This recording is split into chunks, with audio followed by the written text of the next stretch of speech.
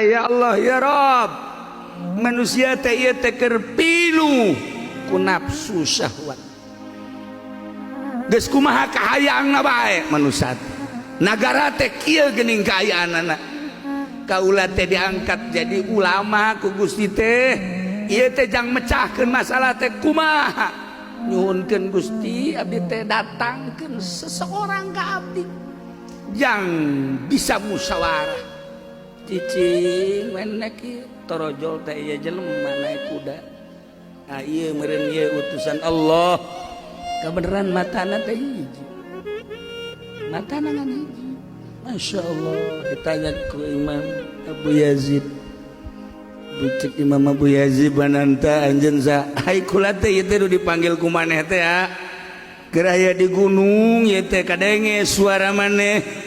Diutus ku Gusti Allah titah ka dieu dek musyawarahkeun negara. Oh benar. Titah ngabentakeun mata anu sabelah deui.